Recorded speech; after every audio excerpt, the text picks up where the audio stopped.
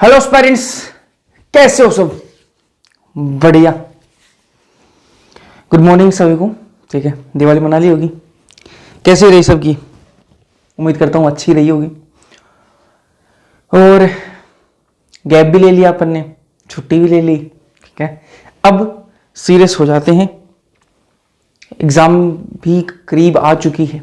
ठीक है, तो सीरियसनेस अब ज़्यादा ज़रूरी है। ठीक है,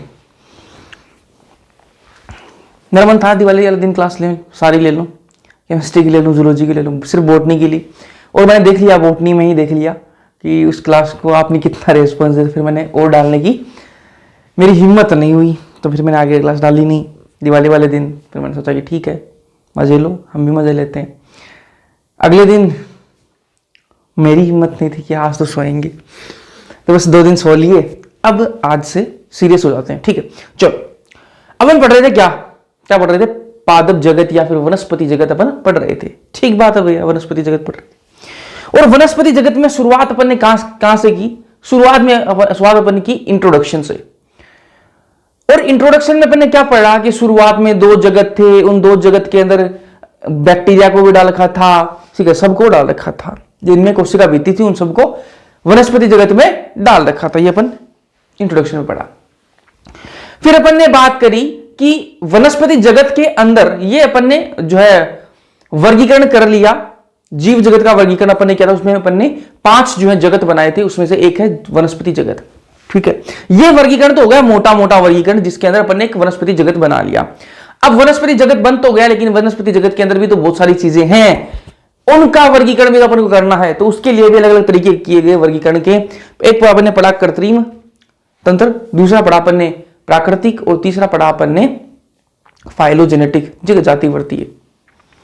ये 3 अपन ने तंत्र पढ़े और एक एक तंत्र की अपन ने डिटेल में बात करी। ठीक, और अपन ने बात करी थी जातिवर्तीय तंत्र के अंदर कि भैया यहां पे जो है किस पर आधारित है। तो अपन ने बात करी थी ये जीवाश्म पर आधारित है, फॉसिल्स पर यह आधारित है। लेकिन अगर फॉसिल्स ना मिले, तो जीवाश्म अगर ना मिले तो क्या तरीका है? तो उसके लिए अपन ने 3 तरीके पढ़े थे, 3 वर्गीकी के जो शाखाएं हैं वो अपन ने देखी थी। अलग अलग अपन ने 3 शाखाएं अपन ने देखी थी। ये अपन ने जनरल इंट्रोडक्शन किया। फिर अपन आ गए थे कि सवाल पर आ गए थे अपन, क्योंकि अपन को पता है वनस्पति जगत के अंदर अपन को मेन जो चीजें पढ़नी है वो क्या है? सवाल, ब्रायोफाइट, टेरिडोफाइट, जिम्नोस्पर्म और एंजियोस्पर्म है। एंजियोस्पर्म की मोस्टली जो बातें अपन कहां कर चुके हैं, जिसको डिटेल में अपन कहां पढ़ चुके हैं? 12वीं क्लास के दूसरे चैप्टर, जो अब नई एनसीईआरटी में पहला चैप्टर हो गया है। ठीक है, जो आपका पादप जो लैंगिक जनन वाला है। ठीक है, पुष्पी पादपों में लैंगिक जनन, उसमें अपन ने एंजियोस्पर्म की ही बात करी डिटेल में। यहां इस चैप्टर में थोड़ा सा भाग दे रखा है, जो नई एनसीईआरटी है उसमें काट भी दिया गया है, लेकिन अपन उसको यहां थोड़ा सा देख लेंगे। ठीक बात है, जितना याद रखा उतना देख लेंगे, बाकी अपन ने वहां कर लिया डिटेल में। ठीक, फिर अपन ने बात करी सवाल की, एक एक को पढ़ेंगे सवाल की। तो सवाल का अपन ने इंट्रोडक्शन की बात करी। सबसे पहले इंट्रोडक्शन में अपन ने देख लिया भाई इसका क्या आवास है, कहां ये रहती है, कैसा इनमें जनन होता है ना, और इनकी जो आकार है वो किस प्रकार का होता है, ये सारी बातें अपन कर चुके हैं। फिर अपन ने देखा कि सवाल के अंदर भी 3 वर्ग हैं, एक क्लोरोफाइसी, एक फियोफाइसी, एक रोडोफाइसी। क्लोरोफाइसी के अंदर कौन सी है? हरे सवाल हैं। फियोफाइसी के अंदर भूरे सवाल हैं, और रोडोफाइसी के अंदर लाल सवाल हैं। ये अपन ने कर लिए, तीनों वर्गों को डिटेल में अपन ने पढ़ा। 11 पॉइंट्स में बात करिए अपन ने। क्लोरोफाइस के अंदर अपन ने 11 पॉइंट्स पढ़े, वही 11 पॉइंट्स अपन ने फियोफाइसी के अंदर, और वही 11 पॉइंट्स अपन ने रोडोफाइसी के अंदर पढ़े। फिर अपन आज बात करेंगे सवाल की। अपन ने सारी बातें कर ली, सवाल का इंट्रोडक्शन कर लिया, सवाल के बारे में, सवाल के अलग अलग वर्ग अपन ने पढ़ लिए। अब सवाल के बारे में एक लास्ट बात पढ़ेंगे और फिर सवाल को खत्म करेंगे। वो लास्ट बात क्या है? सवाल के बारे में लास्ट बात है आज अपन जो लेक्चर में पढ़ेंगे सवाल के बारे में, कि सवाल का जीवन चक्र किस प्रकार का है। जीवन चक्र किस प्रकार का है, सवाल का जीवन चक्र पढ़ेंगे, सवाल के कुछ महत्व है वो पढ़ेंगे, और फिर अपन ब्रायोफाइट में चलेंगे। और आज अपन ब्रायोफाइट का इंट्रोडक्शन कर लेंगे, अगले लेक्चर में ब्रायोफाइट को खत्म करके टेरिडोफाइट पे चले जाएंगे। आज ब्रायोफाइट कंप्लीट नहीं होगा, आज सवाल को पूरा करेंगे और ब्रायोफाइट को शुरू करेंगे। आज का लेक्चर इसी के साथ में शुरू करते हैं। और मैं उम्मीद करता हूं आपने अभी तक वीडियो को जो है लाइक कर दिया होगा और कमेंट बीच में कर देना, जब आपको सहूलियत महसूस हो तब कर देना कमेंट भी, ठीक बात है।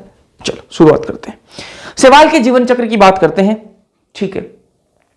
तो सारी बातें अपन ने कर लिया ना, तो मैंने आपको एक बार वापस समअप भी करवा दिया और रिवाइज करवा दिया बोल के आपको। अगर आपने लेक्चर्स देखे तो आपको सारी चीजें, पूरी फिल्म आपके दिमाग में चली होगी मैं क्या बोला हूं अभी, ठीक है। पिछले 3-4 मिनट में क्या बोला हूं मैं, हाँ 5 मिनट हो गई, पिछले 5 मिनट में क्या बोला हूं मैं, तो वो आपको सुना होगा, ठीक। अब सेवाल का जीवन चक्र कर लेते हैं। देखो भाई, एक होता है युग्मकोद्भिद, युग्मको उद्भिद,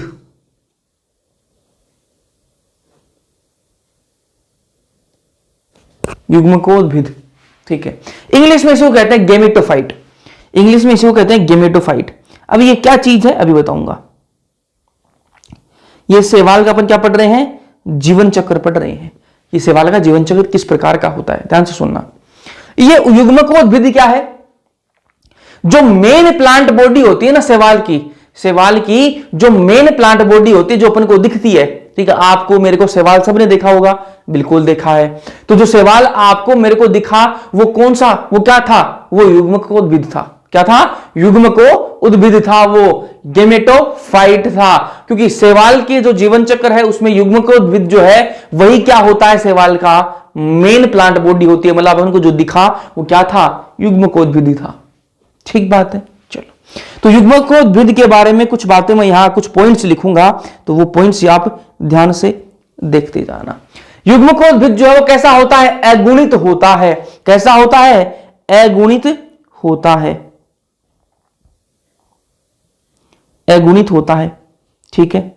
उसके अलावा इसके बारे में क्या खास बात है, ये जो है स्वतंत्र होता है। कैसा होता है, स्वतंत्र होता है, स्वतंत्र होता है।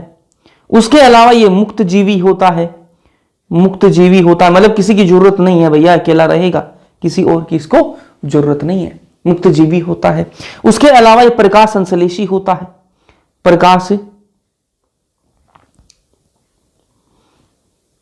संश्लेषी होता है, ठीक है। तो मैंने अभी आपको क्या बताया कि अपन को जो सेवाल दिखता है, ठीक है, और मैंने आपको सेवाल पूरा पढ़ा दिया, तो आपको ये बात तो पता ही है कि सेवाल क्या करता है, प्रकाश संश्लेषण, फोटोसिंथेसिस तो करता ही है, ठीक बात है।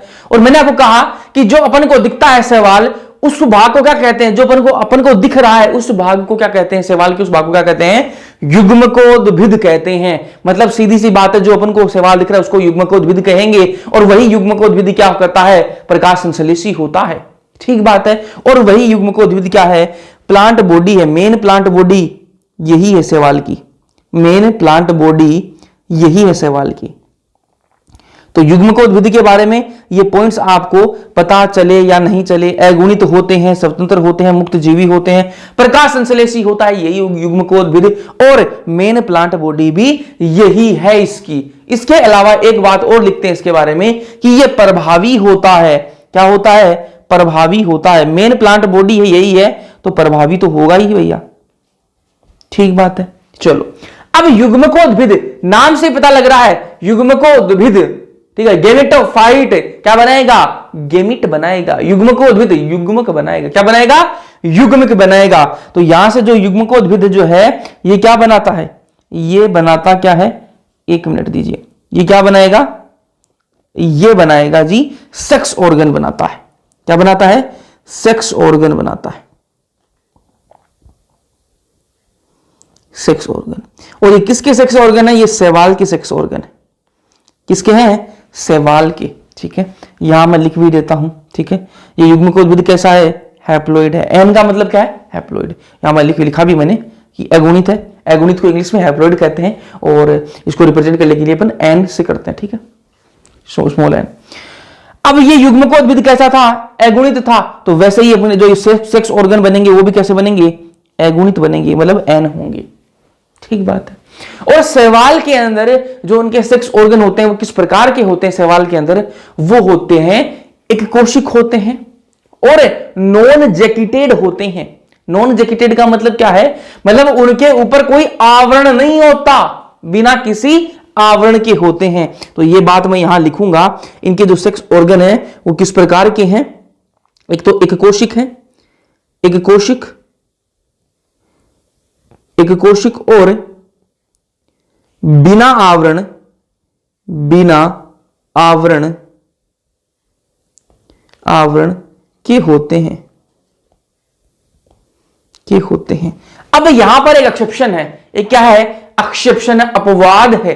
वो अपवाद क्या है भाई, जितने भी सवाल हैं, जितने भी सवाल हैं सबके अंदर, जितने भी सवाल है ना सबके अंदर जो इनके सेक्स ऑर्गन है सवाल के, वो कैसे होते हैं, एक कोशिक होते हैं और बिना आवरण के होते हैं। लेकिन वही मैं बात करूं, एक सवाल ऐसी है जिसके अंदर बहुकोशिक होंगे उसके सेक्स ऑर्गन और आवरण वाले होंगे, तो वो कौन सी है, वो है कारा। ठीक है, यहां पर एक अपवाद है, यहां पे क्या है, एक अपवाद है।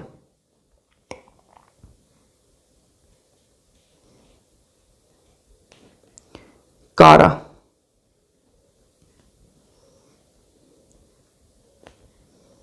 बहुकोशिक,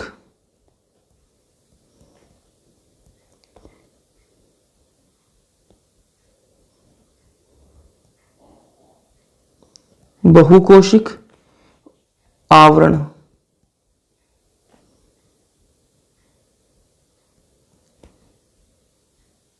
आवरण वाले। ठीक है, और मैं यहां लिख देता हूं, ये क्या है, एक्सेप्शन। ठीक है, चलो अब यहां पर जो सेक्स ऑर्गन बनते हैं उन सेक्स ऑर्गन का नाम भी बता देते हैं आपको। यहां पर दो सेक्स ऑर्गन बनेंगे, एक मेल का एक फीमेल का। ठीक है, मेल वाले को क्या कहेंगे, एंथीरिडियम, एंथीरिडियम, और फीमेल वाले को कहेंगे ऊगोनियम, ऊगोनियम। ठीक है, और ये जो सेक्स ऑर्गन बने हैं ये भी कैसे होंगे, हैप्लॉइड ही होंगे, बिल्कुल हैप्लॉइड ही होंगे। ठीक है, ये एंथीरिडियम क्या है, ये है मेल सेक्स ऑर्गन है, मेल सेक्स ऑर्गन है। और ये जो ऊगोनियम है ये क्या है, फीमेल सेक्स ऑर्गन है, फीमेल सेक्स ऑर्गन है। मेल सेक्स ऑर्गन क्या बनाएगा, मेल गेमिट बनाएगा, मेल युग्मक बनाएगा। भाई सिंपल सी बात है, जो मेल सेक्स ऑर्गन है वो क्या बनाएगा, युग्मक बनाएगा। और युग्मक किसका बनाएगा, मेल है तो मेल का ही बनाएगा भाई, नर युग्मक ही बनाएगा। फीमेल सेक्स ऑर्गन है तो क्या बनाएगा, युग्मक बनेगा। किसका युग्मक, फीमेल का युग्मक बनेगा। ये तो सिंपल सी बात है ना। तो यहां पर जो है मेल वाला जो है वो क्या बनाता है, नर युग्मक, नर युग्मक बनाता है, और फीमेल वाला क्या बनाता है, मादा युग्मक, युग्मक। दोनों युग्मक बनके तैयार हैं। तो अब क्या है, अब इंतजार किस चीज का है, दोनों को आपस में मिला देना है। ठीक है, दोनों का संगम करवा देना है। आज जी करवा देते हैं संगम इनका। तो यहां पर ओह क्या हुआ, बाद में करेंगे भैया अपडेट, अभी नहीं करेंगे, पता नहीं तुम्हें, क्लास चल रही है। चलो, नर युग्मक और मादा युग्मक का क्या करा देते हैं, संगम करवा देते हैं। चलो, तो यहां क्या होगा, इसको क्या कहेंगे, युग्मक संलयन।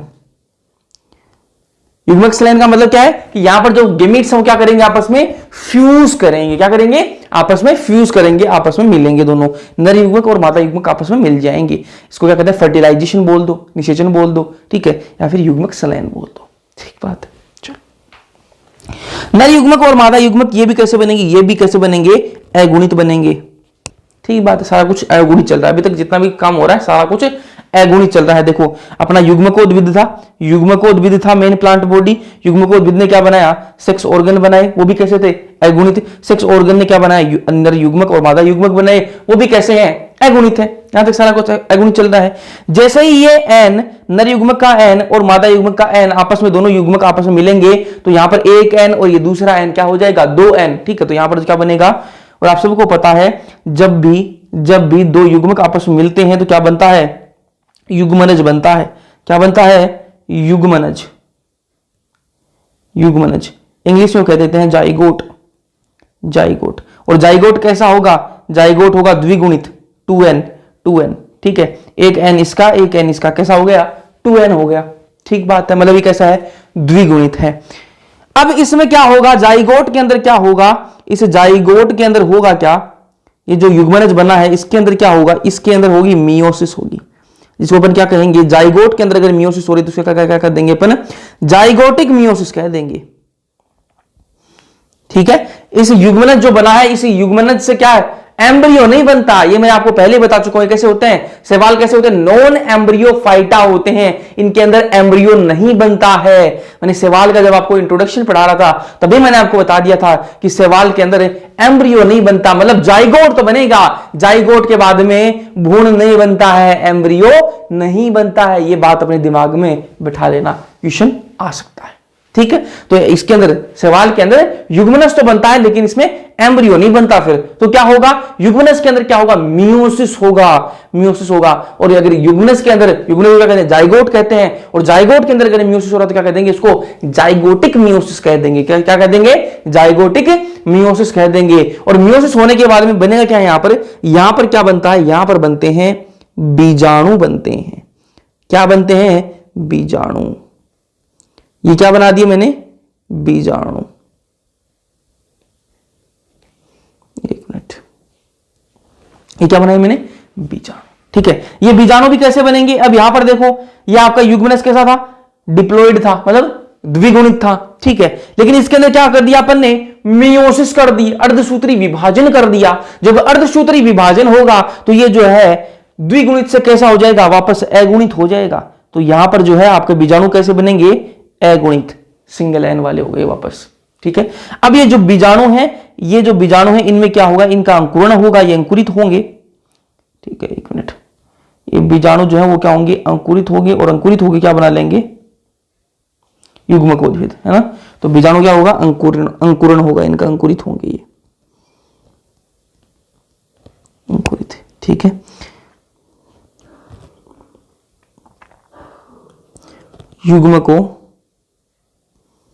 युग्मकोद्भिद की पहली कोशिका,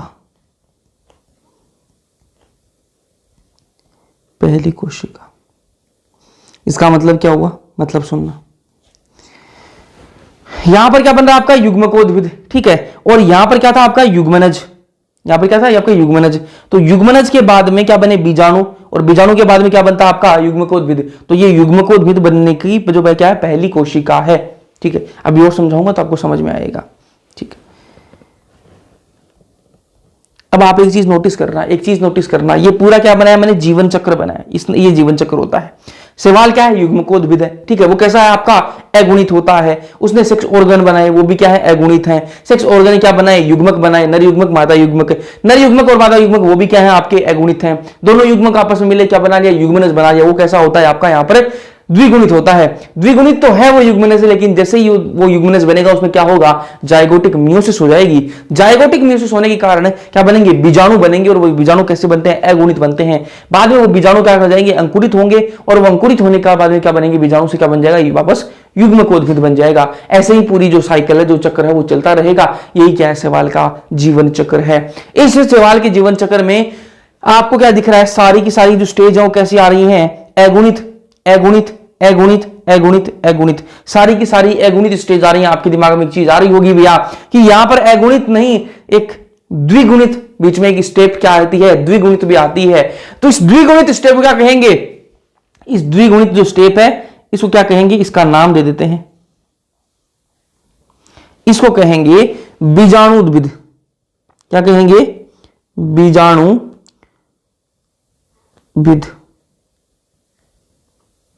बीजाणुद्भिद। ठीक है, जितनी भी आपकी अगुणित स्टेप हैं उन सबको मिलाकर क्या कहेंगे अपन, युग्मकोद्भिद कहेंगे। और जितनी भी आपकी, अब आगे अपन आगे और पढ़ेंगे, ब्रायोफाइट की जब जीवन चक्र पढ़ेंगे उसमें आएगा, टेरिडोफाइट का जब जीवन चक्र पढ़ेंगे उसमें भी आएगा। ठीक है, तो मैं आपको वही बता रहा हूं, अगर अगुणित स्टेज है तो उसको कहेंगे युग्मकोद्भिद। ठीक है, और अगर द्विगुणित है तो क्या कह देंगे, बीजाणुद्भिद। ठीक है, तो यहां पर क्या है, यहां पर जो मेन स्टेज है, मेन स्टेज कौन सी है, युग्मकोद्भिद, क्योंकि सारी की सारी क्या है आपकी हैप्लोइड काम चल रहा है, सारा का सारा क्या है आपका अगुणित काम चल रहा है। सिर्फ इतनी सी स्टेप आती है किसकी, बीजाणुद्भिद की, सिर्फ इतनी सी स्टेप आती है, बाकी सारी किसकी चलती है, युग्मकोद्भिद का ही काम चलता है। अब मैं आपको एक चीज बता देता हूं यहां पे युग्मकोद्भिद के बारे में मैंने क्या लिखा है यहां पर कि बीजाणु क्या है, युग्मकोद्भिद की पहली कोशिका है। तो ध्यान से देखो युग्मनज के बाद में क्या बन रहा है, युग्मनज वाली जो स्टेप है वो कौन सी है, बीजाणुद्भिद। ये स्टेप तो बीजाणुद्भिद की है, तो यहां तक तो क्या है बीजाणुद्भिद है, यहां तक तो इस जगह तो क्या है बीजाणुद्भिद है। लेकिन बीजाणुद्भिद तो यहां खत्म हो जाएगा, उसके बाद में क्या स्टार्ट होगा, बीजाणु बनेंगे। ठीक है, इस बीजाणुद्भिद के बाद में क्या बनते हैं, बीजाणु बनते हैं, जो कैसे आपके अगुणित हैं। ठीक है, तो यहां से कौन सी स्टेज स्टार्ट होती है, युग्मकोद्भिद जो है वो स्टार्ट होती है। इसलिए मैंने कहा कि ये युग्मकोद्भिद की पहली कोशिका, क्योंकि यहां से ही युग्मकोद्भिद जो है उसकी शुरुआत होती है। इससे पहले कौन सी स्टेप है, बीजाणुद्भिद है। इससे पहले कौन सी स्टेप है, देखो बीजाणु से पहले क्या है यार, कौन सी स्टेप है, बीजाणुद्भिद है।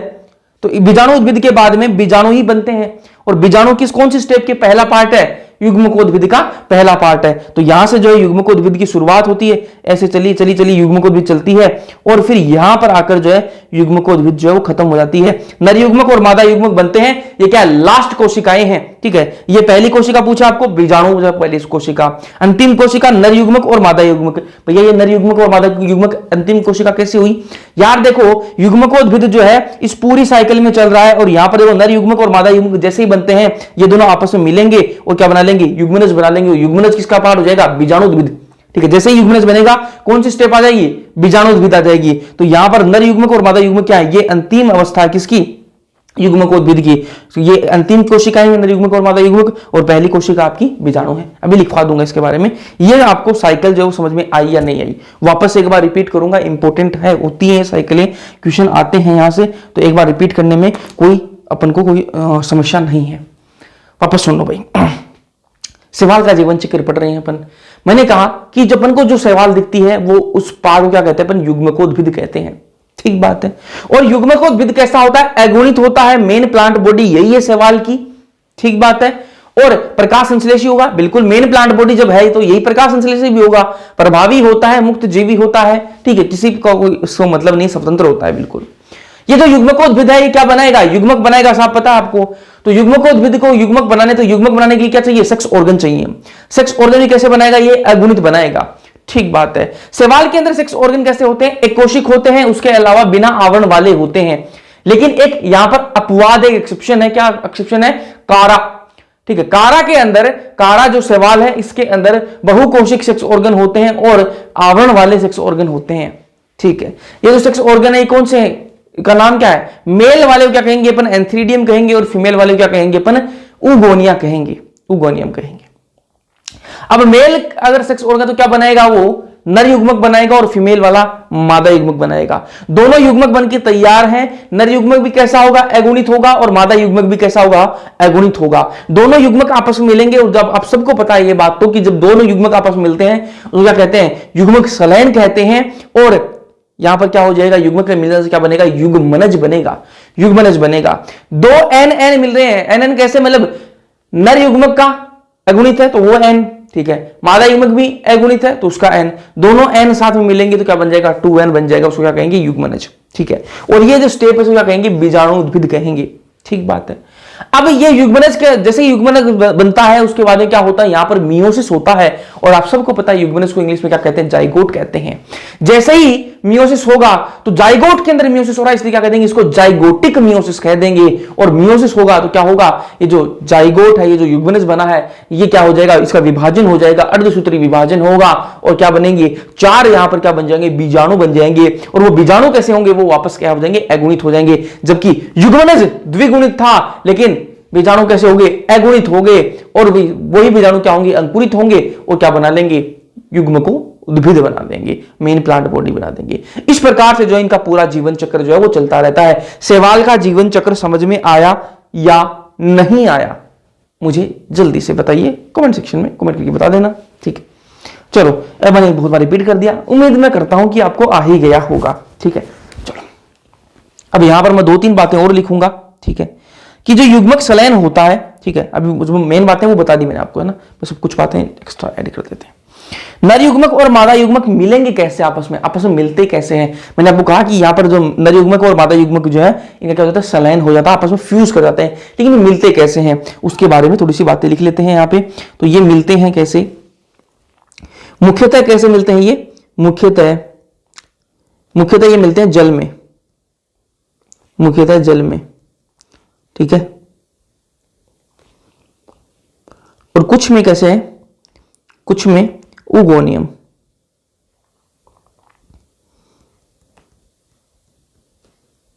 उगोनियम में। तो जो मुख्यतः जो सवाल मतलब ऑलमोस्ट सभी सवाल के अंदर क्या है, ये पानी में मिलते हैं नर युग्मक और मादा युग्मक, लेकिन कुछ सवाल ऐसे जिनमें उगोनियम के अंदर ये मिलते हैं। बस इतनी बातें आपको याद में रखनी है, बाकी ये अपनी जीवन चक्र जो कंप्लीट हो जाता है। अब इसके बारे में कुछ बातें हैं जो लिखी हुई हैं वो अपन देख लेंगे भैया। अभी जो मैंने आपको बताया बस वही बातें यहां पर लिख रखी हैं ताकि आपको नोट्स में, अब मैंने बोल तो दिया आपको, लेकिन जब रिवाइज करने बैठोगे, आज तो आपको याद रहेंगी, लेकिन जब रिवाइज करने बैठोगे तब आपको मेरी बातें नहीं याद रहेंगी इतनी, इसलिए जो बातें मैंने बोली हैं वो यहां पर नोट्स में ऐड भी कर दी गई हैं। ठीक बात है। चलो, अगुणित जीवन चक्र होता है इनका। कैसा जीवन चक्र होता है इनका? अगुणित जीवन चक्र होता है। वो तो आपको समझ में आ गया होगा। क्यों समझ में आ गया होगा? देखो, युग्मकोद्भिद अगुणित, सेक्स ऑर्गन अगुणित, युग्मक अगुणित, ठीक है, स्पोर अगुणित, मतलब बीजाणु जो है वो भी अगुणित है ना। सिर्फ युग्मनज एक इतुस स्टेप आती है जो कैसी होती है आपकी, द्विगुणित होती है। तो उसका कोई ज्यादा जोर जबरदस्ती वाली बात नहीं, ज्यादा कोई उसका कोई वजूद नहीं है यहाँ पे। तो सीधी सी बात है, क्या है, इसके जो जीवन चक्र है वो कैसा होता है? अगुणित ही होता है। सारा कुछ काम कैसा हो रहा है? अगुणित। तो यहाँ पर क्या कहेंगे अपन कि शैवाल का जो जीवन चक्र है वो कैसा होता है? अगुणित होता है। अब आपके दिमाग में एक चीज आएगी, क्या भैया सभी शैवाल का जीवन चक्र अगुणित होता है क्या? नहीं जी, सभी शैवाल का जीवन चक्र जो है वो अगुणित नहीं होता। तो भैया क्या अलग अलग अपन को आंसर करना पड़ेगा।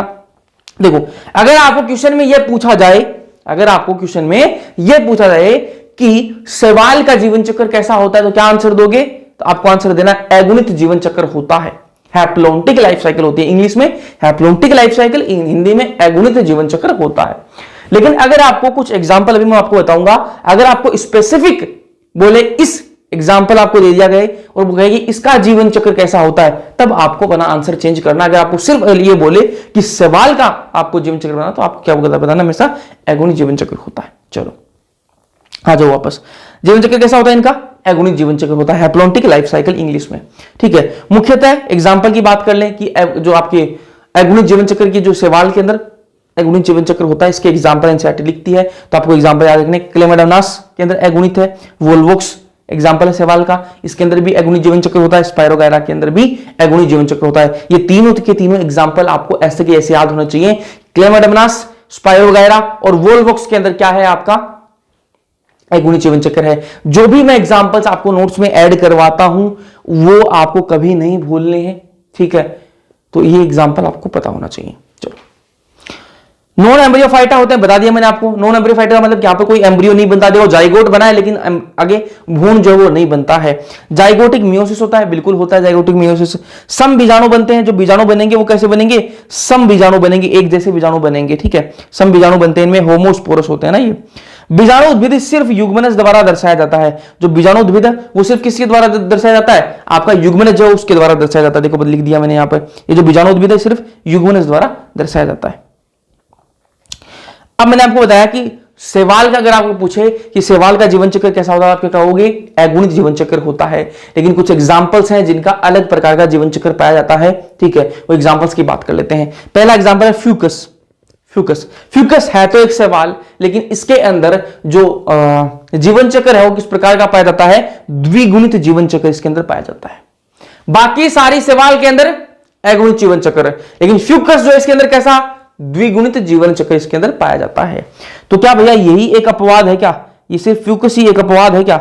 नहीं जी, इसके अलावा भी और है। कौन सा है? Ectocarpus, kelp, polysiphonia. ये तीन एग्जाम्पल आपको और याद रखने हैं। ये तीन जो सवाल हैं इनके अंदर किस प्रकार का जीवन चक्र है? अगुणित द्विगुणित जीवन चक्र है इसके अंदर। ठीक है, वापस एक बार रिपीट करूंगा, अभी सुनो बस। एक्टोकार्पस, कैल्प, पोलिसिफोनिया, इनके अंदर कैसा है? अगुणित द्विगुणित जीवन चक्र है। यहां पर भी मैं आपको स्टार मार्क कर देता हूं, ये आपको याद होनी चाहिए। अब एक बार मैं कुछ बातें बोलूंगा, कान खोल के सुनना। मैं ये कह रहा हूं कि आपको ये कहे कि सवाल के अंदर जीवन चक्र कैसा होता है, तो आप क्या कहोगे? अगुणी जीवन चक्र होता है। ये आपको यही कहना है, अगुणी जीवन चक्र होता है।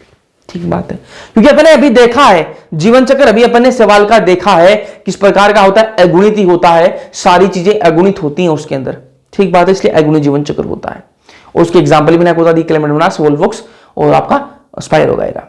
ठीक है, अब एनसीईआरटी यहां ये लिखती है कि फ्यूकस जो है ना, एग्जाम में आए हुए हैं ये फ्यूकस जो है वो भी एक सवाल है। ठीक है, फ्यूकस जो है उसके अंदर द्विगुणित जीवन चक्र पाया जाता है। ठीक है, सवाल के अंदर एक गुणित है, लेकिन फ्यूकस एक अलग अपवाद है, उसके अंदर द्विगुणित जीवन चक्र पाया जाता है। अपन को क्या फ्यूकस का अलग से पढ़ना पड़ेगा, द्विगुणित जीवन चक्र किस पर कैसे होता है? नहीं जी, अपन को नहीं पढ़ना है। ठीक है, अपन आगे द्विगुणित जीवन चक्र पढ़ेंगे किसी दूसरे का, तब वहां पर मैं फ्यूकस का भी बता दूंगा ना। तो फ्यूकस के अंदर अभी आपको इतना ध्यान में रखना है कि फ्यूकस के अंदर द्विगुणित जीवन चक्र होता है। मतलब फ्यूकस के अंदर ये जो जीवन चक्र है ये कुछ इस प्रकार का होता है कि सारी चीजें जो है ना, ये इस पूरे जीवन चक्र में फ्यूकस का जब जीवन चक्र अपन पढ़ते हैं तो उसके अंदर मोस्टली चीजें हैप्लॉइड ना होके, मतलब आपकी जो अगुणित ना होके वहां पर 2n होती हैं। जैसे युग्मक उद्भिद उसके अंदर 2n हो जाएगा, इस प्रकार से एग्जांपल के लिए बता रहा हूं ना। हाँ, तो उसके अंदर मोस्टली चीजें क्या होंगी? 2n होंगे, द्विगुणित होंगी, इसलिए क्या कह दिया उसको? द्विगुणित जीवन चक्र होगा। तो आपको याद रखना है फ्यूकस के अंदर द्विगुणित जीवन चक्र होता है। अब आपका एग्जांपल है एक्टोकार्पस, कैल्प और पोलीसिफोनिया। एक्टोकार्पस, कैल्प और पोलीसिफोनिया, इनके अंदर अगुणित द्विगुणित जीवन चक्र होता है। भैया हमें एक चीज समझ में आ गई, अगुणित जीवन चक्र हमें समझ में आ गया भाई, जिसके अंदर मोस्टली जो चीजें हैं सारी चीजें क्या होंगी? अगुणित होंगी, उसको क्या कहेंगे? अगुणित जीवन चक्र। द्विगुणित का भी हमें समझ में आ गया, जिस जीवन चक्र के अंदर ज्यादा चीजें द्विगुणित होंगी उसको द्विगुणित जीवन चक्र कह देंगे। लेकिन ये क्या बवाल है, अगुणित द्विगुणित दोनों कैसे आ सकते हैं? ठीक है, दोनों कैसे आ सकते हैं भाई, हमें ये समझ में आ गया। अगुणित जीवन चक्र उसको कहेंगे जिसमें उस जीवन चक्र में मोस्टली चीजें अगुणित होंगी, उनको उस जीवन चक्र क्या कह देंगे? अपन अगुणित जीवन चक्र कह देंगे। जिस जीवन चक्र के अंदर मोस्टली चीजें कैसे होंगी? द्विगुणित होंगी, उसको क्या कह देंगे?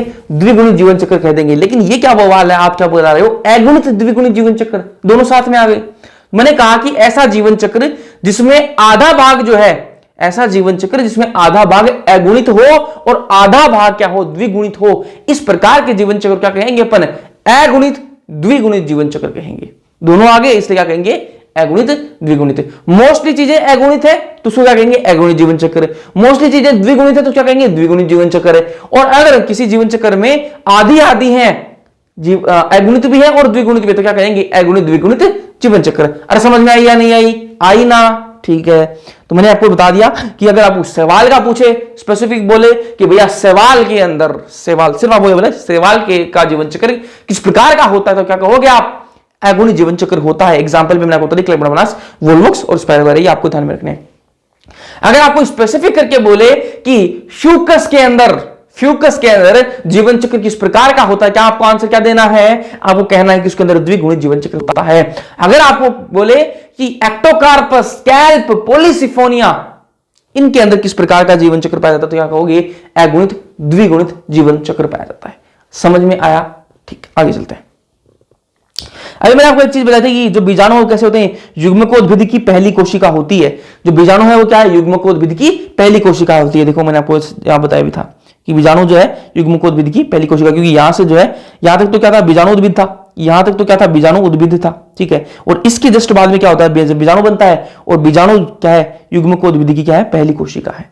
और युग्मकोद्भिद की आखिरी कोशिका, युग्मक जो है वो क्या है? युग्मकोद्भिद की आखिरी कोशिका है। तो यहां मैंने लिख भी दिया, ये बीजाणु जो है वो क्या है? युग्मकोद्भिद की पहली कोशिका, युग्मक जो है वो क्या है? युग्मकोद्भिद की आखिरी कोशिका। ठीक है, चलो यहां पर जो है आपके जो सवाल है उसका जीवन चक्र जो है वो समाप्त हो जाता है। और इसी समाप्ति के साथ में अपन अपना लेक्चर समाप्त नहीं करेंगे और क्या पढ़ेंगे? सवाल के महत्व पढ़ेंगे। ठीक है, अभी लेक्चर खत्म नहीं करेंगे, ब्रायोफाइट का इंट्रोडक्शन पढ़ेंगे, उसके बाद में लेक्चर को खत्म किया जाएगा। चलो सवाल के कुछ महत्व है, उन महत्वों के बारे में बात कर लेते हैं जो एनसीईआरटी में दिए हुए हैं। ठीक है, पहला सवाल का महत्व क्या है कि भैया पृथ्वी पर जितना भी CO2 फिक्स किया जाता है ना, जितना भी, देखो मैंने आपको पता भी होगा कि जो फोटोसिंथेसिस होती है ना, प्रकाश संश्लेषण होता है, तो प्रकाश संश्लेषण में क्या होता है? प्रकाश संश्लेषण में जो प्लांट्स हैं, जो पौधे हैं, जो वृक्ष हैं, वो क्या करते हैं?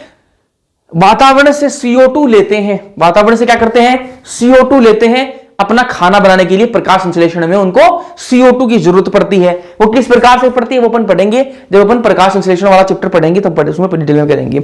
अभी आप इतना समझो कि जब प्लांट्स जो है वो क्या करते हैं, प्रकाश संश्लेषण करते हैं, तो उनको क्या किस चीज की जरूरत पड़ती है, उनको जरूरत पड़ती है CO2 की जरूरत पड़ती है। और CO2 वो कहां से लाएंगे, वो वातावरण से लेंगे, ठीक है। और आप सबको पता है कि CO2 जो है वो ले रहे हैं, तो अपने लिए तो ये अच्छी बात है ना, और अपने लिए अच्छी बात है या नहीं है, बिल्कुल अच्छी बात है, ठीक है। CO2 किसको चाहिए, ठीक है। तो पृथ्वी पर कुल CO2 का स्थिरीकरण, ठीक है, कुल CO2 का जितना स्थिरीकरण, ठीक है, का आधा हिस्सा शैवाल द्वारा प्रकाश संश्लेषण के माध्यम से होता है। मैं आपको वापस से रिपीट कर रहा हूं कि जितने भी प्लांट हैं ये जो प्रकाश संश्लेषण करते हैं वो क्या करते हैं, CO2 को फिक्स करते हैं, स्थिरीकरण करते हैं। फिक्स करने का, स्थिरीकरण करने का मतलब क्या है, वो CO2 को काम में ले लेते हैं अपने, ठीक है, और एक प्रोडक्ट, अलग प्रोडक्ट बना लेते हैं, ठीक है। उसको अपना आगे डिटेल में करेंगे, इतना समझो आप। तो CO2 को काम में ले लेते हैं, इतनी बात है। तो मैं कह रहा हूं कि प्लांट जितनी सारी CO2 फिक्स करते हैं ना, मतलब 100% फिक्स करते हैं, तो उसका आधा हिस्सा जो है ना 50% किसके द्वारा होता है, वो शैवाल के द्वारा ही होता है। और वनस्पति जगत के अंदर कौन कौन है, शैवाल भी है, ब्रायोफाइट भी है, टेरिडोफाइट भी है, एंजियोस्पर्म भी है, जिम्नोस्पर्म भी है, ठीक है। तो मैं कह रहा हूं ये सारे मिलके पृथ्वी पर जितना वो करते हैं ना, CO2 का स्थिरीकरण करते हैं प्रकाश संश्लेषण द्वारा, उसका आधा हिस्सा जो है वो शैवाल करती है। तो शैवाल का यहां पर इंपॉर्टेंस बहुत बड़ा है। तो पृथ्वी पर कुल CO2 स्थिरीकरण का आधा हिस्सा शैवाल द्वारा प्रकाश संश्लेषण के माध्यम से होता है। क्योंकि शैवाल प्रकाश संश्लेषक होते हैं, आप सबको पता है प्रकाश संश्लेषक तो होते ही हैं, फोटोसिंथेसिस करते हैं ना, प्रकाश संश्लेषक होते हैं, इसलिए वे अपने निकटतम वातावरण में घुलित ऑक्सीजन के स्तर को बढ़ा देते हैं। अब आप सबको पता है कि ये क्या करते हैं, आपके जो शैवाल है क्या करते हैं, प्रकाश संश्लेषण करते हैं। प्रकाश संश्लेषण करने के कारण क्या करते हैं, इनके आसपास जो है इनके पानी होता है, अगर शैवाल पानी में होता है तो आसपास पानी होगा, पानी में क्या करते हैं ये जो घुलित ऑक्सीजन जो है उसको, उसकी मात्रा जो है उसको बढ़ा देते हैं, जो घुलित ऑक्सीजन है उसके स्तर को बढ़ा देते हैं, ठीक है। ऊर्जा के प्राथमिक उत्पादक होने के कारण बहुत महत्वपूर्ण है क्योंकि जलीय प्राणियों के खाद्य चक्रों का आधार है। अब ये जो है शैवाल जो है वो क्या है, जल के अंदर रहते हैं, तो जल के अंदर क्या है, ये ऊर्जा का प्राथमिक उत्पादक है, ऊर्जा की क्या है, प्राथमिक उत्पादक है। तो मतलब कुछ जीव ऐसे होंगे जो शैवाल को खाएंगे और फिर जो शैवाल को खा रहे हैं उनको कोई दूसरा खाएगा। इस प्रकार से जो आपका जलीय जो खाद्य चक्र चलता है, अब खाद्य चक्र अपन कहां पढ़ चुके हैं, 12th क्लास में पढ़ चुके हैं डिटेल में, ठीक है। तो जल के अंदर जो खाद्य चक्र चलता है उसका जो उत्पादक है, जो प्राथमिक उत्पादक है वो कौन है, शैवाल होता है। ये आपको ध्यान में रखना है। भोजन के रूप में भी उपयोग किया जाता है इसका, शैवाल का, ये मैं आपको पहले ही बता चुका हूं, भोजन के रूप में इसको उपयोग किया जाता है। तो पोरफायरा, लैमिनेरिया, सारगासम की बहुत सी स्पीसीज जो समुद्र की 17 स्पीसीज में से हैं, ठीक है, तो उनको क्या है, भोजन के रूप में उपयोग किया जाता है। समुद्र की 17 स्पीसीज में से पोरफायरा, लेमिनेरिया और सारगासम की बहुत सारी स्पीसीज है, ठीक है। पूरे समुद्र की 17 जो स्पीसीज है, समुद्री जो 17 स्पीसीज है, उनमें से पोरफायरा, लेमिनेरिया, सारगासम, इनकी बहुत सारी स्पीसीज जो है उनको भोजन के रूप में उपयोग किया जाता है। ये आपको लाइन एज इट इज याद रखनी है, एनसीईआरटी की लाइन है। क्लोरेला के बारे में आपको पहले ही बता चुका हूं मैं, क्लोरेला और स्पाइरुलिना के बारे में, है ना। तो मैंने आपको बताया भी था कि स्पाइरुलिना जो है वो एल्गी नहीं है, वो शैवाल नहीं है। तो भैया वो क्या है, वो है आपका ब्लू ग्रीन एल्गी है। वो क्या है, ब्लू ग्रीन एल्गी, नील हरित शैवाल है। भैया नील हरित शैवाल भी तो शैवाल नहीं, नील हरित शैवाल क्या होता है, साइनोबैक्टीरिया होता है। मैं आपको बता चुका हूं ये बात, ठीक है। नील हरित शैवाल क्या होता है, शैवाल नहीं होता, साइनोबैक्टीरिया होता है, ठीक बात है। हाँ, तो क्लोरेला एनसीईआरटी लिखते, क्लोरेला और स्पाइरुलिना क्या है, अंतरिक्ष शैवाल कहते हैं इनको, ठीक है। अब अंतरिक्ष शैवाल क्यों कहते हैं, स्पाइरुलिना वाला एग्जांपल मैं आपको पहले भी लिखवा चुका हूं ना। अंतरिक्ष शैवाल क्यों कहते हैं इसको, ठीक है, क्योंकि जो अंतरिक्ष यात्री होते हैं वो क्या करते हैं, क्लोरेला को लेके जाते हैं, ठीक है, और उसको भोजन के रूप में उसका प्रयोग करते हैं। अब भोजन के रूप में प्रयोग क्यों करते हैं, क्योंकि ये क्या होती है, प्रोटीन की मात्रा इनमें प्रचुर होती है, भर भर के प्रोटीन होता है किसमें, क्लोरेला के अंदर, ठीक है। प्रोटीन की मात्रा प्रचुर होती है इनमें, और ये एकोशिक होते हैं, बात पे आपको ध्यान में रखनी है। जो आपके क्लोरेला कैसे होते हैं, एकोशिक होते हैं। अंतरिक्ष शैवाल कहते हैं इनको, अंतरिक्ष यात्री जो है उनके द्वारा इनका भोजन के रूप में उपयोग इनका किया जाता है, ठीक है। ये बातें हो गई। तो ये भी क्या है, इसके महत्व है, किसके महत्व है, शैवाल के कुछ महत्व हैं। अब आगे देखो और भी कुछ 2-3 महत्व और बताते हैं इसके। समुद्री भूरे और लाल शैवाल बड़ी मात्रा में हाइड्रोक्लोराइड जल धारण करने वाले पदार्थ उत्पन्न करते हैं। जब मैंने आपको फियोफाइसी और रोडोफाइसी पढ़ाया, ठीक है, फियोफाइसी वर्ग जो भूरे शैवाल वाला वर्ग है और जो रोडोफाइसी वर्ग जो लाल शैवाल वाला वर्ग है, जब ये अपन ने पढ़ा था उस टाइम पे मैंने आपको एक चीज बताया था कि जो बुरे सवाल जो हैं वो क्या करते हैं, जो बुरे सवाल जो हैं वो क्या करते हैं, एक उन पे एक बाहर एक सब्सटेंस होता है, एक पदार्थ होता है जिसको क्या कहते हैं, एल्जीन कहते हैं। और एल्जीन कैसा होता है, हाइड्रोकोलोइड होता है, जल धारण करने की इसमें क्या होती है, क्षमता होती है। ठीक है, बस उसी की बात हो रही है। वहीं बात करें लाल सवाल, जो मैंने आपको पढ़ाया रोडोफाइसी लाल सवाल, उसमें मैंने बताया कि ये क्या निकालते हैं, अगार, केराजीन, ये क्या है, ये भी क्या है, हाइड्रोकोलोइड है। ठीक है, अभी बात करेंगे इनके बारे में, है ना। तो समुद्री भूरे और लाल सवाल बड़ी मात्रा में क्या निकालते हैं, हाइड्रोक्लोराइड उत्पन्न करते हैं। हाइड्रोक्लोराइड क्या होते हैं, जल धारण करने वाले पदार्थ होते हैं, ऐसे पदार्थ जो क्या कर सकते हैं, जल धारण कर सकते हैं। अब ये कौन कौन से पदार्थ हैं वो देख लो भाई। भूरे सवाल क्या निकालता है, एल्जीन। ठीक है, लाल सवाल केराजीन और अगार। ठीक है, और ये जो एल्जीन है, केराजीन है, अगार है, ये क्या व्यवसायिक उपयोग होता है, इनका क्या होता है, व्यवसायिक उपयोग होता है, मतलब कमर्शियल प्रोडक्ट इनसे बनाए जाते हैं। ठीक है, तो ये इनका क्या है, कमर्शियल यूज है इनका। ठीक है, कमर्शियल यूज मतलब भाई ऐसे काम जिसमें क्या है, व्यवसाय मतलब बिजनेस बन सके। ठीक है, तो बिजनेस पर्पज से इनको काम में लिया जाता है। अब कौन सा किस बिजनेस में काम में लिया जाता है, एल्जीन के बारे में, केराजीन के बारे में अपन को बात नहीं करनी है। तो किसके बारे में बात करनी है, एनसीईआरटी लिखती है किसके बारे में, अगार के बारे में लिखती है। ठीक है, और अगार अपन को कहां से मिलता है, या वापस देख लो भाई। बुरे सवाल से क्या मिलता है अपन को, एल्जीन मिलता है। लाल सवाल से केराजीन और अगार दोनों मिलते हैं। केराजीन और अगार दोनों क्या से मिलते हैं अपन को, लाल सवाल से मिलते हैं। अब अपन को बात किसकी करनी है, अगार की। ठीक है, अगार किससे मिलता है, अभी तो मैंने आपको बताया कि लाल सवाल से मिलता है, लेकिन लाल सवाल में भी किससे मिलता है, तो ग्रासिलेरिया और जेलिडियम से मिलता है। ये दोनों एग्जांपल्स आपको याद रखने हैं, एनसीईआरटी के एग्जाम्पल्स हैं, लिखवाए हैं मैंने पहले भी आपको, जब मैंने लाल सवाल पढ़ाया था। तो जो आपका अगार है वो अपन को कहां से मिलता है, ग्रासिलेरिया और जेलिडियम से मिलता है। और ये जो ग्रासिलेरिया और जेलिडियम क्या है, लाल सवाल है, इनसे अपन को अगार मिलता है। ये अगार किस काम आता है, ये अगार अपन ने और कहां पढ़ा था, याद करो, बायोटेक्नोलॉजी, याद करो बायोटेक्नोलॉजी। जब बायोटेक्नोलॉजी पढ़ी थी अपन ने, तो वहां पर मैंने आपको बताया था कि अगार जेल के बारे में बात करी थी, याद करो। ठीक है, तो वैसे वहां पर बात की थी अपन ने। तो अगार जो सूक्ष्म जीवों के संवर्धन में, ठीक है, जो सूक्ष्म जीव हैं, जो माइक्रोब्स हैं, उनके संवर्धन में, उनकी ग्रोथ के अंदर, ठीक है, उसमें अगार काम में आता है। उसके अलावा आइसक्रीम और जेली बनाने में भी इसका उपयोग किया जाता है। जो आइसक्रीम अपन खाते हैं, जो जेली है, उनमें भी क्या है, अगार जो है उसको, जो आइसक्रीम जेली इनको बनाने में अगार का उपयोग किया जाता है, इनको उसको काम में लिया जाता है। तो ये जो इंपॉर्टेंस है आपको पता होने चाहिए। भूरे सवाल और लाल सवाल क्या निकालते हैं, हाइड्रोकोलोइड्स उत्पन्न करते हैं बड़ी मात्रा में। ठीक है, बड़ी मात्रा वाली बात भी आपको याद होनी चाहिए। हाइड्रोकोलोइड्स क्या होते हैं, हाइड्रोकोलोइड्स ऐसे पदार्थ होते हैं जो क्या कर सकते हैं, जल धारण करने की जिनमें क्षमता होती है। ठीक बात है। जो आपके भूरे सवाल है वो कौन सा हाइड्रोकोलोइड पदार्थ निकालता है, वो निकालता है एल्जीन। वहीं मैं बात करूं लाल सवाल की, तो वो क्या निकालता है, केराजीन और अगार।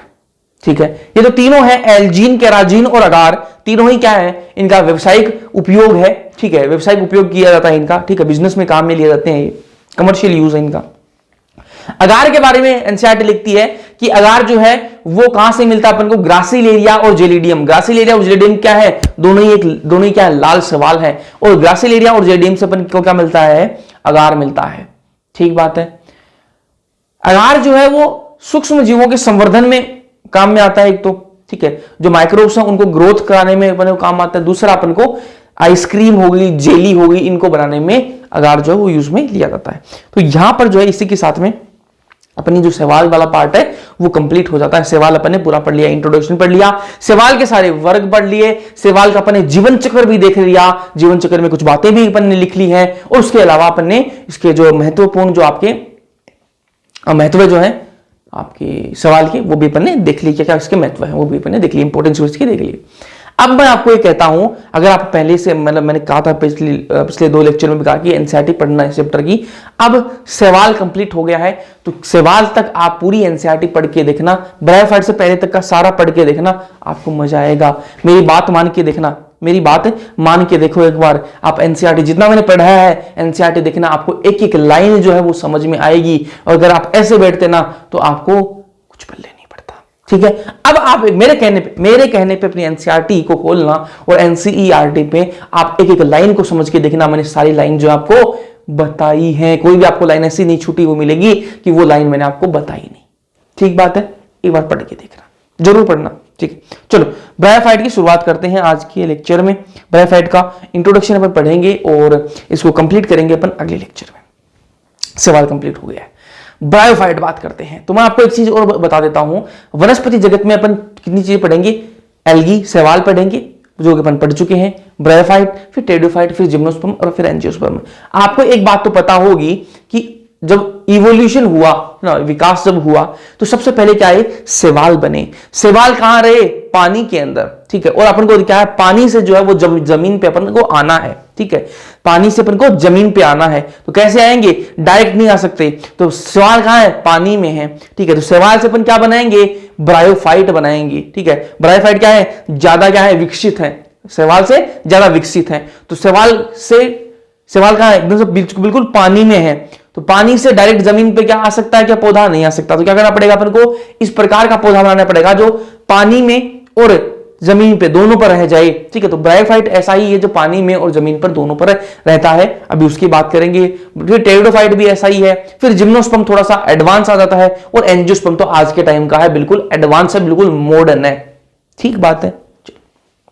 ब्रायोफाइट कैसे होता है, क्रिप्टोगेमस होते हैं। ये मैं आपको पहले ही बता चुका हूं ना, जब मैंने आपको इंट्रोडक्शन बताया था सवाल का, तो उस टाइम में मैंने बताया था आपको कि जो आपकी ब्रायोफाइट है वो कैसे होते हैं, क्रिप्टोगेमस होते हैं। क्रिप्टोगेमस का मतलब क्या है, इनके जो लैंगिक अंग जो है वो क्या है, छुपे हुए होते हैं। ठीक है, वास्तविक मूल इनमें नहीं होती। वास्तविक मूल का मतलब क्या, मूल किसको कहते हैं, जड़ों कहते हैं। ठीक है, तो वास्तविक ना तो इनमें जड़ें होती हैं, ना वास्तविक इनमें तना होता है, ना ही वास्तविक इनमें कोई पत्तियां होती हैं। जो आपके ब्रायोफाइट हैं इनमें जो है ना वास्तविक तना, ना वास्तविक मूल और ना ही वास्तविक पत्तियां होती हैं। वास्तविक नहीं होती, लेकिन पत्तियों जैसी संरचना होती है, और पत्ती नहीं होती वो, लेकिन पत्ती जैसी संरचना है। ठीक है, तना नहीं होता, वास्तविक तना नहीं होता इनमें, लेकिन तने जैसी संरचना है जिसको तनासम कहेंगे। और इनमें वास्तविक मूल नहीं होती, वास्तविक जड़ें इनमें नहीं होती। तो क्या होता है, इनमें मूल सम होता है, मतलब मूल जैसी संरचना होती है इनमें। ये आपको याद होना चाहिए। क्यों, क्योंकि यहां से जो है क्वेश्चन बनते हैं और आए हुए क्वेश्चंस हैं। क्या कहती है एनसीईआरटी कि ब्रायोफाइट जो है इनमें वास्तविक मूल, वास्तविक तना, वास्तविक पत्तियां नहीं होती। इनमें क्या होता है, फिर इनमें होता है मूल सम, तना सम और पत्ती सम संरचनाएं होती हैं। सम का मतलब क्या है, जैसी, पत्तियों जैसी संरचना, पत्ती सम।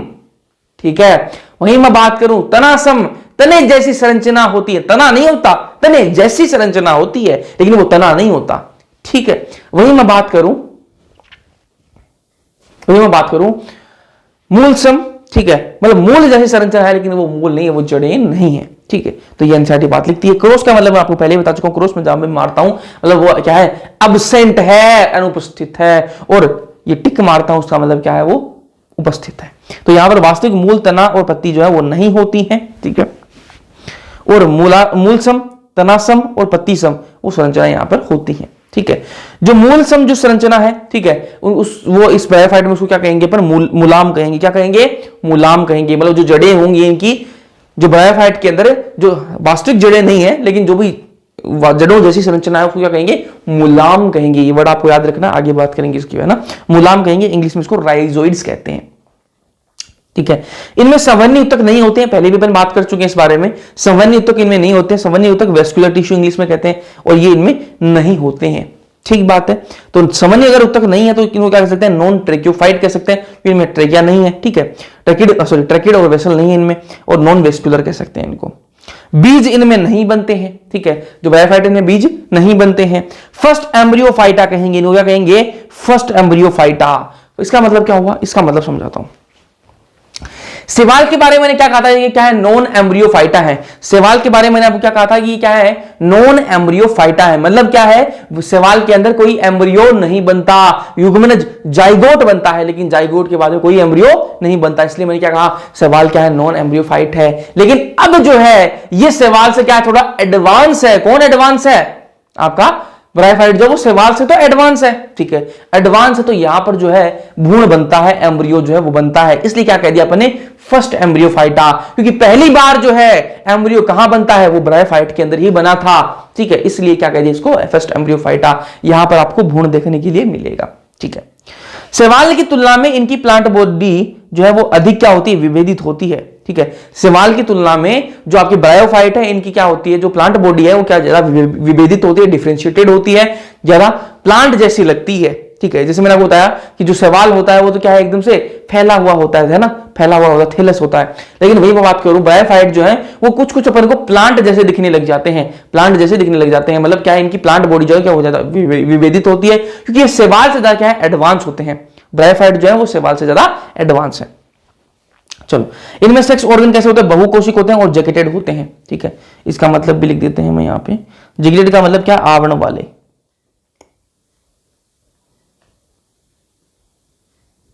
ठीक है। मैंने शैवाल के अंदर थोड़ी देर पहले आपको क्या बताया कि शैवाल के अंदर जो सेक्स ऑर्गन बनते हैं वो कैसे बनते हैं, एक कोशिक होते हैं और बिना आवरण वाले होते हैं। अरे बताया नहीं है, बताया था ना अभी थोड़ी देर पहले, एक कोशिक होते हैं और बिना आवरण वाले होते हैं। वही मैं आपको एक चीज और बताई थी कि वहां पर सवाल के अंदर एक एक्सेप्शन है, एक अपवाद है, कौन है, कारा। कारा के अंदर बहुकोशिक होते हैं और कैसे होते हैं, आवरण वाले होते हैं। अब यहां पर देख लो ब्रायोफाइट के अंदर सेक्स ऑर्गन कैसे होते हैं, बहुकोशिक होते हैं और आवरण वाले होते हैं ना, जैकेटेड मतलब आवरण वाले, ठीक है।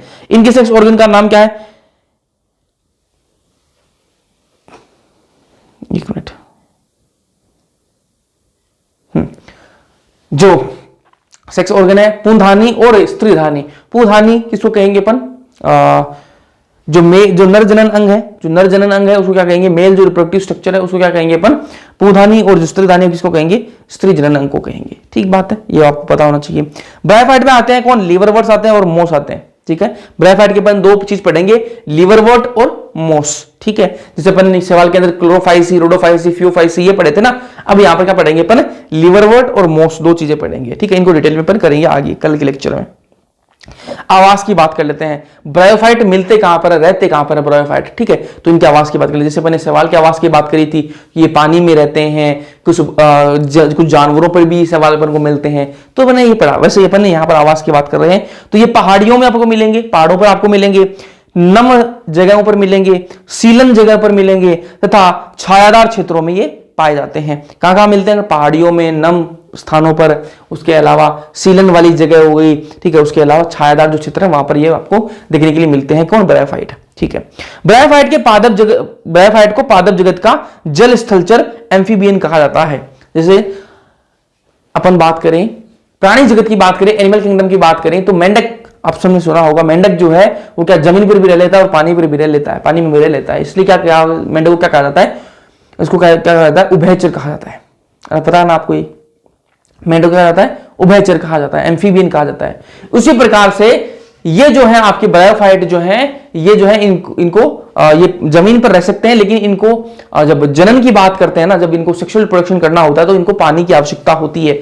कैसे होती है वो अपन आगे बात करेंगे, लेकिन अभी आप इतना समझो कि ये जो है रहते जमीन पे हैं, लेकिन इनको पानी के आसपास इनको रहना पड़ेगा। क्यों रहना पड़ेगा पानी के आसपास, रहेंगे तो ये जमीन पे, लेकिन इनको पानी आसपास चाहिए। इसको चाहिए, इसलिए चाहिए क्योंकि अगर इनको सेक्सुअल रिप्रोडक्शन करना है, लैंगिक प्रजनन करना है, तो इनको क्या पानी की आवश्यकता होगी, और अगर ये पानी से ज्यादा दूर चले गए तो इनका लैंगिक जनन नहीं होगा और ये आगे कभी रिप्रोडक्शन नहीं कर पाएंगे। इसलिए क्या है, इनको पानी के आसपास ये रह सकते हैं। तो ये आपको समझ में आया, ठीक है। तो ये जमीन पर रहते हैं लेकिन इनको पानी की आवश्यकता होती है, इसलिए इनको जो है पादप जगत का क्या कहते हैं, पादप जगत का क्या कहते हैं, जल स्थलचर कहते हैं। क्या कहते हैं, जल स्थलचर, उभयचर, इंग्लिश में एम्फीबियन इसको कहा जाता है। ये वाली लाइन आपको एज इट इज याद होनी चाहिए, ऐसी कैसी। ब्रायोफाइट को पादप जगत के जल स्थलचर या फिर उभयचर, इंग्लिश में एम्फीबियन इनको कहा जाता है, ठीक बात है। भूमि पर जीवित रह सकते हैं ये, ठीक है, बिल्कुल भूमि पर जीवित रह सकते हैं, बता दिया मैंने आपको। लेकिन अगर इनको लैंगिक जनन करना है तो उसके लिए ये क्या, जल पर निर्भर, ये जल पर निर्भर करते हैं, ठीक है। ये जमीन पर जो है वो जीवित रह सकते हैं, लेकिन अगर इनको लैंगिक जनन करना हुआ है तो इनको किस पर निर्भर करते हैं, ये निर्भर करते हैं, जल पर निर्भर करते हैं, ठीक बात है। ये अनुक्रमण में महत्वपूर्ण भूमिका निभाते हैं। अनुक्रमण, सक्सेशन, जो अपन 12th क्लास में पढ़ के भी आए हैं, ठीक है। अनुक्रमण जो है उसमें ये महत्वपूर्ण भूमिका निभाते हैं, ठीक है। अगर आपको 12th क्लास मेरे से पढ़ी है तो आपको याद भी आ रहा होगा कि शुरुआत में क्या होता है, चट्टानें थी, चट्टानों पर क्या आया, लाइकेन आया, लाइकेन के बाद में क्या हुआ, चट्टाने जो वो टूटी और थोड़ी थोड़ी मिट्टी बनने लगी। मिट्टी में क्या है, ब्रायोफाइट, फिर टेरिडोफाइट, फिर जिम्नोस्पर्म, फिर एंजियोस्पर्म। ठीक है, अरे बताया था या नहीं बताया सका, अनुक्रम में बताया था ना, मैंने डिटेल में बताया था। ठीक है, तो उसी ये अनुक्रमण में जो है महत्वपूर्ण भूमिका निभाते हैं। सभी सम बीजाणु वाले होते हैं। ठीक है, सम बीजाणु वाले सेम, इनके बीजाणु जो वो सेम ही होते हैं सबके, है ना। सभी कैसे होते हैं, उभयलिंगी होते हैं। उभयलिंगी का मतलब क्या है, बाइसेक्सुअल होते हैं। सारे के सारे कैसे होते हैं, बाइसेक्सुअल होते हैं। बाइसेक्सुअल का मतलब क्या है कि एक ही प्लांट पर आपको क्या मिलेगा, एक ब्रायोफाइट जो है एक ही प्लांट पर क्या मिलेगा आपको, मेल भी मिलेगा फीमेल भी मिलेगा। ठीक है, उसका मतलब बाइसेक्सुअल होता है उभयलिंगी। एक ही प्लांट पर मेल और फीमेल दोनों हो, वो क्या कहेंगे अपन, बाइसेक्सुअल उभयलिंगी कहते हैं। तो आपके जो ब्रायोफाइट है सभी कैसे होते हैं, उभयलिंगी होते हैं। एक एक्सेप्शन है, एक अपवाद है, वो क्या है, मार्केंसिया। मार्केंसिया को छोड़कर सभी कैसे होते हैं, उभयलिंगी होते हैं। मार्केंसिया कैसा होता है, वो एकलिंगी होता है, मतलब मार्केंसिया जो है उसमें मेल और फीमेल बॉडी जो है वो अलग अलग होगी। बाकी जितने भी ब्रायोफाइट है सब में क्या होगा, एक ही और मेल और एक फीमेल हो जाएगा। ठीक बात है, ये कुछ इंट्रोडक्शन हो गया ब्रायोफाइट का। इसके बाद में अपन अगले लेक्चर में पढ़ेंगे आपके जो लीवर वर्ड्स हैं और मोस्ट, इनको डिटेल में पढ़ेंगे। फिर अपन ब्रायोफाइट का जीवन चक्र देखेंगे। जीवन चक्र देखने के बाद में टेरिडोफाइट में चलेंगे। आज का लेक्चर समझ में आया या नहीं आया, कमेंट सेक्शन में कमेंट करके जरूर बताना। वीडियो पसंद आया लाइक कर देना, अपने दोस्तों के साथ में शेयर कर देना। बाकी मिलते हैं अगले लेक्चर्स के अंदर, तब तक के लिए मजे मारो, पढ़ते रहो।